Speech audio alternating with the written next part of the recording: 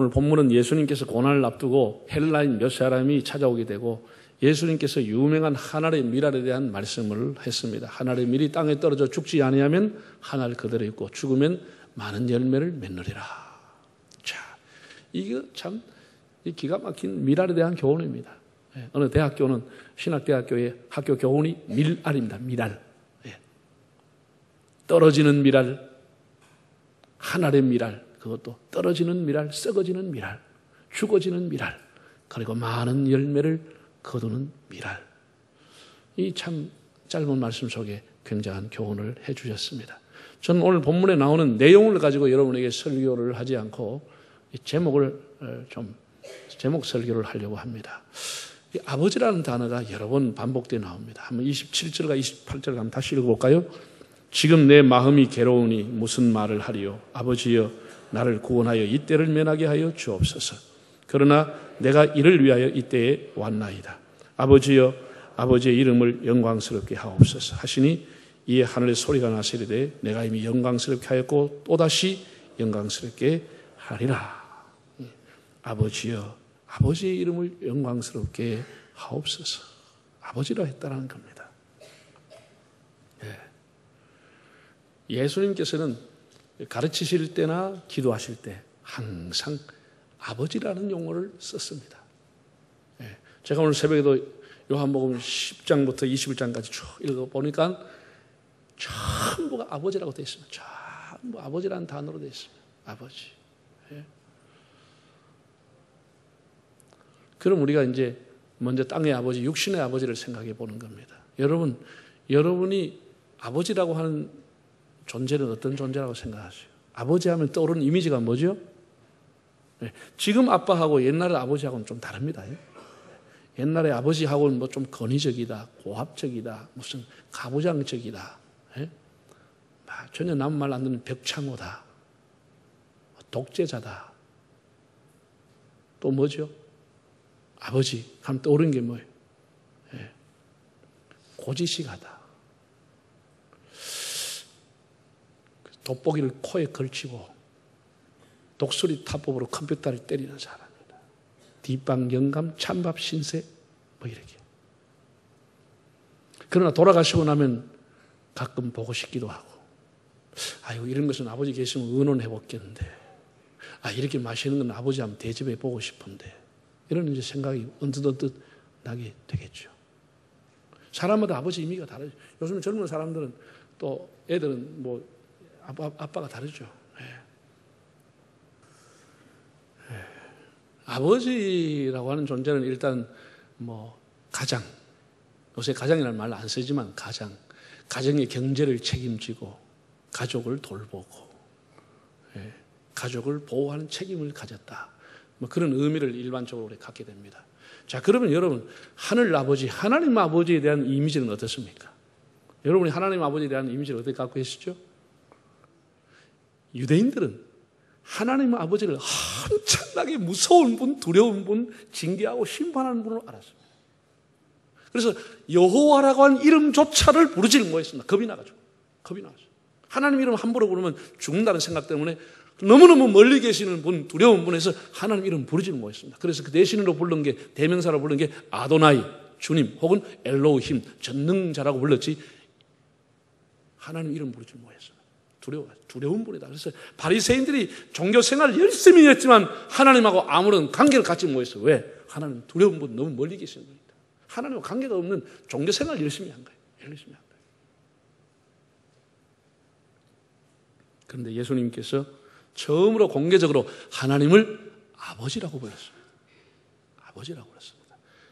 신학자인 예레미야스는 예수님 당시까지 예수님 외에는 아무도 하나님을 아버지라고 부르진 않았다고 그랬어요. 예수님이 여러분 죽는 제목 중에 하나, 십자가에 처형되는 제목 중에 하나가 뭐냐? 신성모독죄. 그게 뭐냐? 하나님을 자기 아버지라고 불렀다는 겁니다. 그게 제목입니다. 감히 하나님이 인간이 하나님을 아버지라고 말도 안 되는 소리다. 이건 하나님에 대한 모독이라는 겁니다. 예수님은 그러나 늘 산상보온, 여러분 보시면 알지만 마태복음 6장은 전부 하나님을 아버지라고 부르는 거예요. 마태복음 6장 기절마다 거의 아버지라고 부르는 거예요. 은밀한 중에 계시는 너희 아버지가 갚아주시리라. 네가 뭘 먹을까 뭘 마실까 너희 아버지가 아시느니라. 다 아버지라고 그랬어요. 너희는 이렇게 기도하라. 하늘에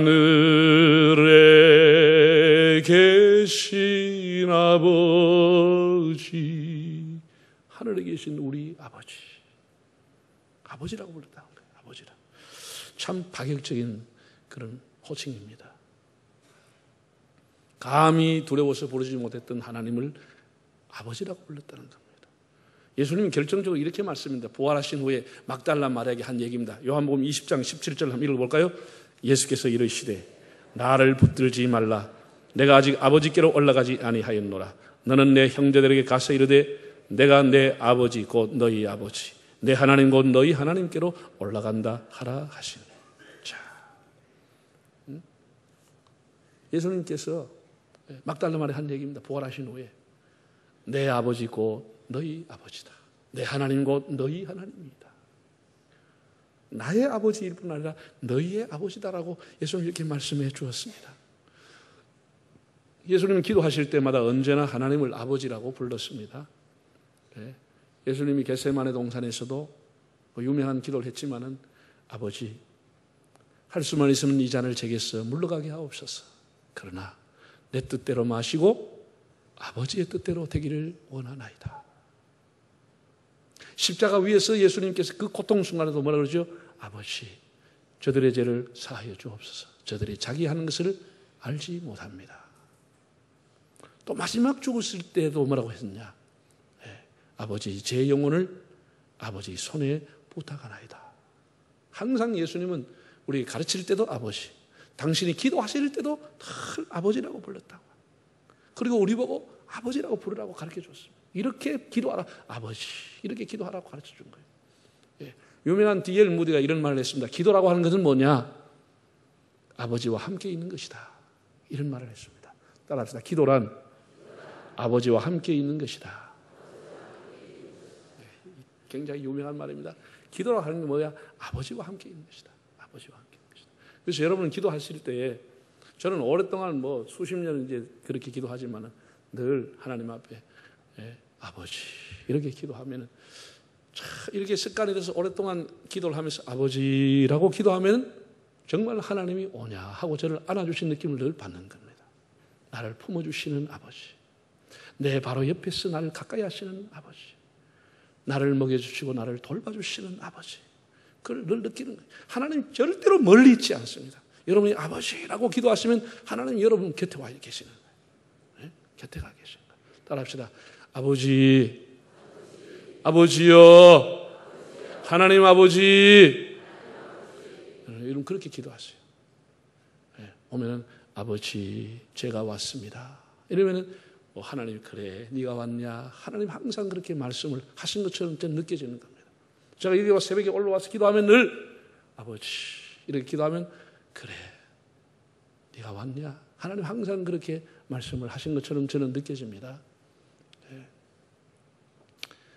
그 전능하신 하나님을 감히 우리가 가까이로서 할 수 없는 하나님을 아버지라고 불러주었다고 하는 것, 그걸 가르쳐 주었다고 하는 것이 얼마나 축복인지. 별스럽지 않게 하나님 앞에 오화시키지 않아도 아버지 다 알고 계시는 거예요. 아버지 하면 하나님이 내 마음을 아시는 거예요. 내 마음을 아시는 거예요. 자, 그러면 세 번째입니다. 하늘 아버지를 예수님이 가르쳐 주었는데 두려운 존재가 아니라고 하는 것은, 그럼 우리가 예수님이 성자로서 성부 하나님을 아버지라고 하는 것은 이해가 되는데, 그럼 우리 같은 죄인도 하나님을 아버지라고 불러도 되느냐는 것이죠. 예수님이 하나님을 아버지라고 하는 것은 당연한데, 그럼 우리 같은 죄인도 감히 하나님을, 창조주 하나님을 아버지라고 불러도 되겠느냐는 겁니다. TV에서 소개된 대전의 윤정희 씨는 목사님의 사모님인데 3번 유산한 후에 자녀를 낳기를 포기하고 남편 목사님과 상의해서 입양하기로 했습니다. 그래서 2000년부터 딸 셋을 입양하고 아들 셋을 입양을 했습니다. 이 6남매는 아빠와 엄마가 다 달랐습니다. 그런데 입양을 하게 됨으로써 이제 한 성을 갖게 되고 한 남매가 된 겁니다. 한 가족이 된 것입니다. 그래서 애들이 이제 자라면은 나중에 입양됐다는 소식을 애들이 알게 되면은 굉장히 충격을 받을까 봐, 너무 절망할까 봐 애들이 어느 정도 애들이 자라고 나면은 그 엄마가 애를 불러서 늘 얘기한다는 거예요. 얘기해 준다는 거예요. 적당한 때가 되면, 맑게 알아들으면 나는 너를 낳은 친엄마가 아니야. 너희 아빠도 친아빠가 아니야. 우리가 너를 입양했거든. 이렇게 얘기를 해주면 애가 막 엉엉 울고, 엄마 아니야. 엄마가 날 낳았잖아. 엄마 왜 날 데려왔다 그래? 너 엄마가 날 낳았어. 아니야. 그리고 애가 막 운다는 거예요. 사정없이. 응? 엄마가 날 낳았잖아. 왜 엄마 날 데려왔다 그래? 엄마 날 낳았어. 이렇게 애가 운다는 거예요. 그래서 애하고 같이 울고 애를 달래주면서, 그래, 내가 가슴으로 널 낳은 거야. 내가 가슴으로 널 낳고 지금까지 길러주고 앞으로 기를 거야. 너는 우리 집에 가장 소중한 아이야. 이렇게 미안하다 하면서 애를 쓰다듬어 주고 하면은, 그래, 애가 어느 정도 이해가 된다는 거예요. 그리고 적당한 시간이 또 지나고 나면은, 이제 철들면은 그 애가 이렇게 얘기한대. 엄마, 아빠, 나 키워줘서 너무 고마워요. 나는 우리 집에 있는 게 너무 행복해요. 이렇게 자기가 이제 고맙다고 얘기한다는 거예요. 그 애가 입양을 받아들이고 아빠, 엄마에 대한 고마움을 갖게 된다는 거예요. 이때 엄마가 반드시 해주는 얘기, 이렇게 얘기한다는 거예요. 그래,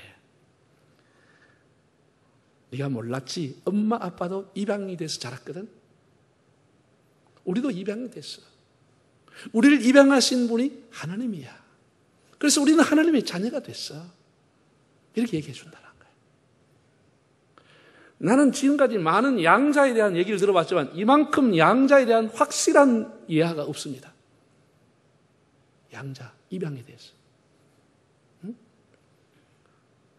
우리도 하나님 아버지로부터 입양이 돼서 하나님 아들, 딸이 됐거든. 이렇게 얘기해 준다는 거예요. 여러분, 양자 제도를 아시죠? 바울 시대 때, 사도 요한, 베드로 이 시대 때만 해도 로마에서는 양자의 제도가 있었습니다. 여러분, 배너라는 영화를 보면은 그 배너가 쇠사슬을 묶여가지고 배에 젓고 있다가 전쟁을 해가지고 다 배가 다 가라앉고 그 로마의 사령관을 목숨을 걸고 살려줍니다. 그 살려줘서 그 사람이, 그 로마의 장군이 고마워서 배너의 그 쇠사슬을 끊어주지요. 자유를 주면서 가라고도 가지 않습니다. 결국은 이 배너와 함께 로마로 돌아갔어요. 자기의 상속자, 자기의 후사로, 상속자라는 자기의 후계자로 삼고 자기의 양자로 삼고 자기의 모든 권한을 주는 반지를 뺏어줍니다. 이 권한, 그 가문의 권한을, 상속을 주는 겁니다. 이게 양자입니다. 양자는 그 아버지와 같은 신분과 아버지로부터 모든 재산과 물려받은 권리를 갖게 됩니다. 이 상속자라는 겁니다. 양자가. 제가 섬겼던 목사가 되어 있었던 교회도, 처음 목사가 된 교회에, 거기에 우리 장로님이, 형수님이 계셨는데, 형수님이 연세가 많으셨어요. 그 당시에 한 80 가까이 됐어요. 연세가 많은데 결혼한 지 1년도 안 돼서 돌아가시고, 남편이 돌아가시고 평생 혼자 수전하시고 살았어요. 그래서 무자한 거예요. 자식이 없는 거예요. 그래서 우리 장로님이 교육대학을 나온 아들, 큰 아들을 그 집에 양자로 입적을 해줬어요. 양자로 입적을 했어요. 옛날 사람들은 양자가 있어야 제사도 지내고 다 하거든. 근데 물론 그 집은 제사를 지내는 집은 아니지만은 장로님이 큰 아들을 그 집에 양자로 정식으로 호적에 올려준 거예요. 그래서 사실은 내면적으로는 조카 부부지만은 아들이 되어서 큰어머니를 어머니로 모시고 평생을 이제 살게 된 거예요. 그분이 교회 땅을 기증해서 거기다 제가 예배당을 지었습니다만은, 어쨌든 제가 목회할 쪽에도 우리나라 양자제도라고 하는 게 있어가지고 정식으로 호적에 이름이 올라가 있는 거예요. 양자로. 그 양자가 되면은 모든 부모님부터 재산 이런 걸 다 물려받을 수 있는 상속 권한을 갖게 되는 겁니다. 권한을. 의무보다는 권한이 훨씬 더 많아지는 게 양자입니다. 성경에 보면 우리를 예수님께서 하나님의 양자로 삼아주었다는 겁니다. 자, 로마서 8장 15절에 17절 읽어보겠습니다. 너희는 다시 무서워하는 종의 영을 받지 아니하고 양자의 영을 받았으므로 우리가 아빠, 아버지라고 부르짖느니라. 성령이 친히 우리의 영과 더불어 우리가 하나님의 자녀인 것을 증언하시나니, 자녀이면 또한 상속자 곧 하나님의 상속자요 그리스도와 함께한 상속자니 우리가 그와 함께 영광을 받기 위하여 고난도 함께 받아야 할 것이냐. 우리가 하나님의 상속자, 그리스도와 함께 하나님의 상속자, 하나님의 후사, 하나님의 양자가 되었다고 성경이 선언하고 있는 겁니다. 예수님이 십자가의 보혈로 예수님이 가슴으로 우리를 낳았다는 것입니다. 예수님이 가슴으로 우리를 낳았다는 것입니다. 그래서 우리 하나님의 양자가 됐다는 거예요. 양자이기 때문에 하나님의 상속자, 하나님의 권리를 우리가 받게 됐다는 것입니다. 이건 놀라운 축복입니다. 할렐루야. 그래서 우리는 새치기에서 하나님 자녀가 된 것이 아니고 당당한 하나님의 자녀가 된 것입니다. 예수 그리스도를 통해서 당당한 하나님의 양자의 자녀가 된 것입니다. 그러면 생각해 보는 겁니다. 자, 그럼 우리가 하나님의 양자, 하나님의 아들, 딸이 되는데 무슨 자격이 있었습니까? 여러분, 양자가 되는 것을 시험쳐 합격하면 양자가 됩니까? 본인의 노력, 수고, 헌신, 지혜, 본인의 어떤 노력으로 양자가 되는 겁니까? 결코 그런 자격으로 되어지는 게 아닙니다. 그야말로 일방적인 은혜로, 하나님의 은혜로서 우리의 운명이 바뀌어지고 우리의 신분이 바뀌어지는 것이 솔라 그라치아, 오직 하나님의 은혜로 되는 것이지 내가 무슨 노력을 해서 양자를 따는 게 아닙니다. 양자를 획득해 오는 게 아닙니다. 여러분, 입양 기간에는 또래가 가난한 아이들이 포대기에 쫙 쌓여져 있습니다. 여러 명이 있습니다. 그 중에 입양할 사람이 가서 하나를 포대기를 담아오는 겁니다. 그러면 그날부터 이 집의 자녀가 되는 겁니다. 이 집의 자녀가 되는 거죠. 대전에 있는 이 사모님도 그 중에서 그 입양기관에 가서 허약한 아이, 병든 아이, 베트남 혼혈 아이, 눈이 사신 아이를 전부 선택해 와서 자기 자녀로 삼았어요. 이런 아이를 아무도 안 데려가기 때문에 제가 데려오겠다고 해서 그 아이들을 데려와서 굉장히 이분이 감동적이죠. 입양이 되는 것은 입양 아이에 대한 어떤 자격이 있는 것이 아니고 입양하는 분의 은혜로 되어지는 것입니다. 하나님은 완전한 분입니다. 하나님은 100% 퍼펙트한 분이지만 우리는 100% 흠결이 많고 부족하지만 하나님의 은혜로 자녀를 삼아주신 겁니다. 무슨 우리가 공로가 있어 하나님 자녀가 된 게 아닙니다. 여러분, 우리가 똑똑하고 외모가 좋고 잘났고 집안이 좋고 이렇게 해서 이런 조건으로 하나님이 우리를 자녀로 삼으신다면 저부터 시작해서 여러분이 하나님 자녀가 몇 사람이 있겠습니까? 아무런 공로 없지만 하나님이 우리를 선택하고 부르셨다고 하는 것이 은혜요 축복인 것입니다. 이게 칼빈의 5대 강령에 나오는 무조건적인 선택, 그 선택이 나로부터 있지 않고 하나님으로부터 있었다고 하는 뜻입니다. 그런 자격과 조건 없이 하나님이 무조건적으로 선택했다는 것입니다. 양자가 된 사람이 꼭 명심하고 지켜야 될 것은 이제 옛날의 생활 방식과 과거의 신분과 과거의 습관을 다 버려야 합니다. 더 이상 죄의 종으로, 더 이상 어둠의 자식으로 살아서는 안 되는 겁니다. 이제는 양자로 그 집에 들어갔으니 그 집의 가풍과 가문을 따르고 아버지의 신분에 걸맞게 품위 있는 거듭난 삶을 살아야 되는 겁니다. 영적인 고아로, 영적인 노숙자로 살아서는 안 되고 이제는 우리는 하나님의 왕자와 공주답게 하나님의 상속자로서 거룩하고 경건하게 살아야 하는 겁니다. 이것이 양자가 해야 될 의무인 겁니다. 의무인 겁니다. 우리가 아버지를 사랑하고 공경하고 아버지를 따라가는 삶이 필요한 것입니다. 아버지 사랑합니다. 아버지 경배합니다. 아버지 채워주소서 당신의 사랑으로. 할렐루야. 우리가 하나님을 아버지로 생겼으니까 우리의 신분이 바뀌어졌으니까 거기에 걸맞는 삶을 살아야 되지. 죄의 종으로 계속해서 어둠에 살아서는 안 되는 겁니다. 마지막으로 교회라고 하는 것은 어떤 것인가? 교회란 어떤 것인가? 제가 교회에 대해서 교회는 어머니입니다. 교회는 신망의 공동체입니다. 교회는 예배의 공동체입니다. 한 달 동안 설교했습니다. 특별히 새벽 기도했습니다. 다시 내가 한번 생각해 봤습니다. 교회라고 하는 것은 어떤 것인가? 자, 말라기 2장 10절을 한번 읽어보실까요? 우리는 한 아버지를 가지지 아니하였느냐? 한 하나님께서 지은 바가 아니냐? 어찌하여 우리 각 사람이 자기 형제의 거짓을 행하여 우리 조상들의 언약을 욕되게 하냐? 우리는 한 아버지를 섬기고 있지 않느냐? 이렇게 말합니다. 한 아버지, 한 아버지. 한 아버지를 섬기고 있다라는 거예요.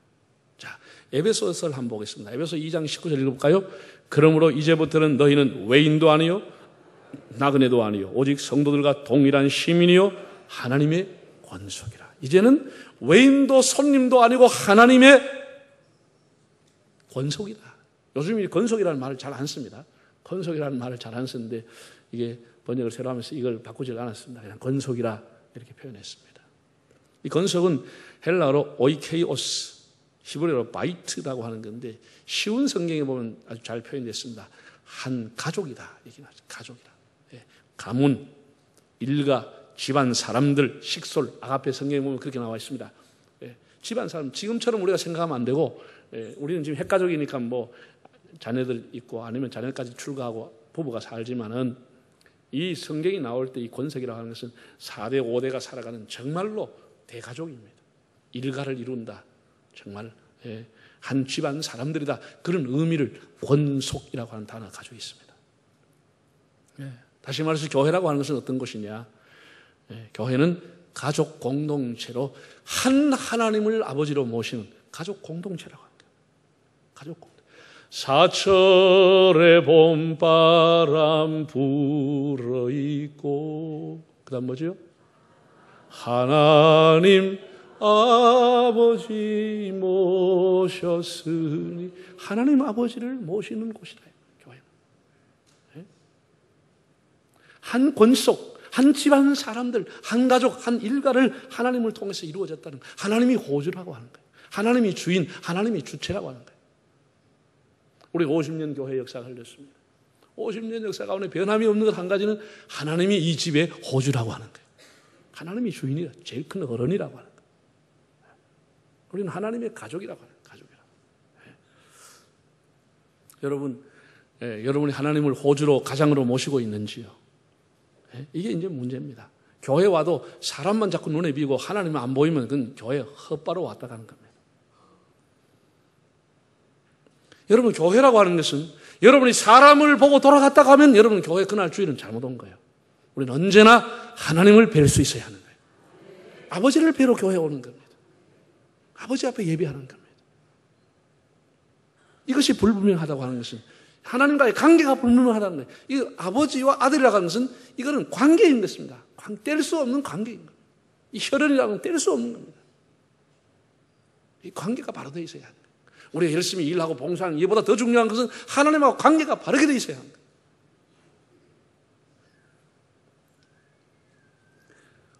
교회 안에서조차 하나님을 왕따당하는 시대. 참 그렇게 돼서는 안 되잖아요. 여러분, 예수님 시대만 해도 바리새인들은 하나님을 왕따시켰습니다. 하나님은 굉장히 두려운 불을 아예 갈라박고 제껴버렸습니다. 무서운 불을 해가지고 자기들끼리 모여가지고 율법 갖다 놓고 지키냐 안 지키냐 뭐 이렇게 한 것이지 하나님 별로 상관없었습니다.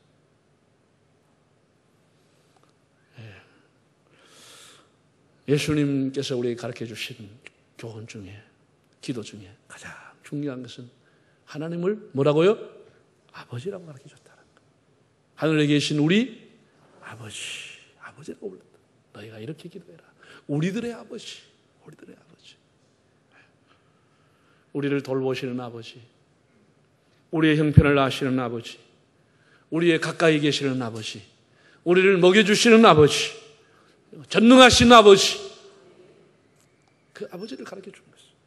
얼마나 축복인지. 십자가로 가슴으로 우리를 양자로 만들어주신 예수님, 얼마나 감사합니까? 여러분, 영원히 여러분 자자손손 하나님을 아버지로 모시고 창조주 하나님 아버지를 아버지로 모시고 새로운 신분으로 살아가는 은혜가 있기를 바랍니다.